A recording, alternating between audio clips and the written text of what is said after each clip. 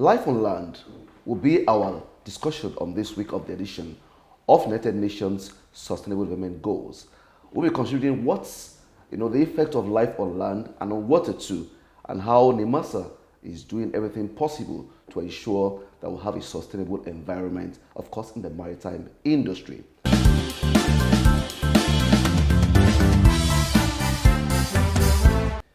And my guest today is Ganiyu Alayaki.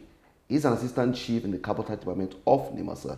Ganiyu, you're welcome. Thank you for having me. All right, thank you. So this week we'll be discussing SDG 15, talking about life on land. For the purpose of the layman out there, can you tell what does it mean to say life on land? Yeah, it's very important because if you look at the 17 SDG goals by the UN, it's just sustainability is the most important word there. And, whatever you do on land is very important to how we sustain our livelihood, especially if you are looking at the future and how to protect what happens after us. Okay, thank you. So, talking about life on land, we have those that live in the hinterlands, in the coastal areas, and of course, some of them also don't understand, they need to keep their environment clean. Talking about the land, because the waste on land finds its way into the water, right?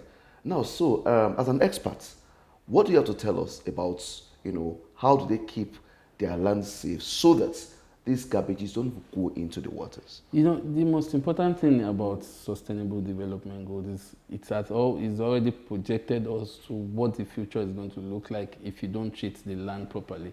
And the ocean also, whatever you do on land finds its way into the ocean. And Nigeria has a very high level of solid waste generation. And so if you look at that, whatever you do, even dropping a little bit of a piece of paper or water finds its way from our drainages into the sea, and you are definitely altering the ecosystem. So if you want to stay healthy, if you want to live long, like this Goal 15 already, this mission statement of the Goal 15 highlighted that you have to protect and promote the sustainable use of the terrestrial ecosystem. Not exactly. Only the terrestrial ecosystem that will be affected if you are not properly using the land properly and you are doing what is not, it will affect the oceans. And if you alter the entire ecosystem, that is what we start when you start finding, our fishes, our marine aquacultures feeding on what is not. And by extension, of course, human beings feed on these things, You feed on these things, and the medical line, some researchers have said the plastics we consume, either directly or indirectly, has contributed to the health failures of most people around the world. So it's very important for you to safeguard what you do, dispose your waste properly, because, like I said, plastics usually find their way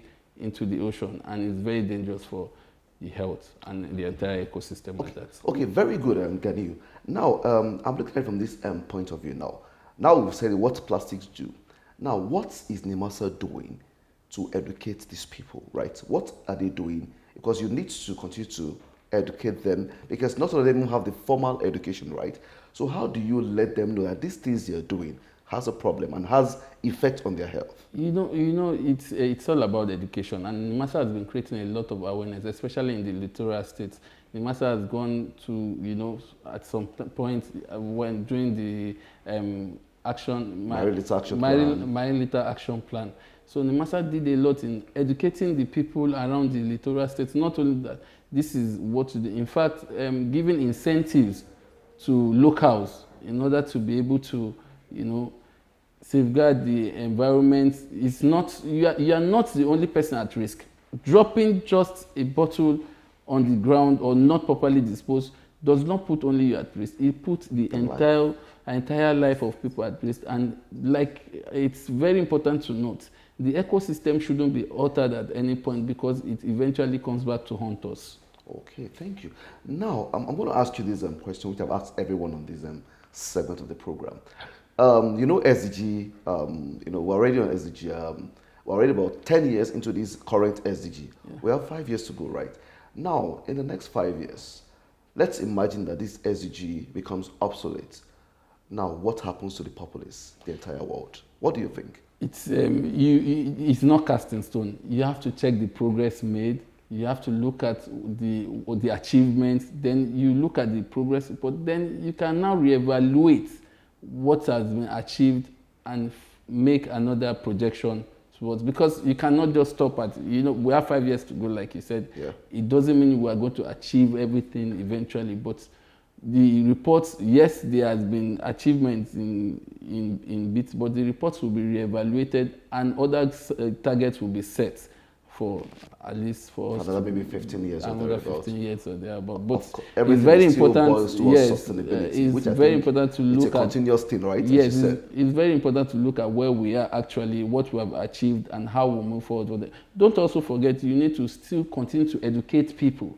Most of the challenges, the success of the SDG goals has is some are not well enlightened, and that's why I think NIMASA has done a lot in creating awareness, especially on the Marinator Action Plan. So you need to reevaluate, then set more targets, and from there you pick it up. Interesting. So finally, just a final question for you. What's your message to the layman out there concerning life on land and how they should protect their environment? What's your message to them? The earth is for everyone, it's for us to live. But whatever action you take today will surely impact on the generation coming in the future. Let's do things that will outlive us so that we can have a sustainable environment for everyone to be happy about. Thank you so very much, and Ganiyu, Alayaki, for joining us on this segment, SDG 15. You've heard it all from the mouth of our guests. You said it all, that whatever you do doesn't just affect only you, but it affects the present generation and, of course, the future and unborn generation. So it behoves on you to work hands with the government. We join hands together with the government. You play your part, government plays their part to ensure that we keep our environment clean. It's all about sustainable development. And to wrap on this segment, my name is Femi Kumuyi. I remain your host. See you next segment. Thank you.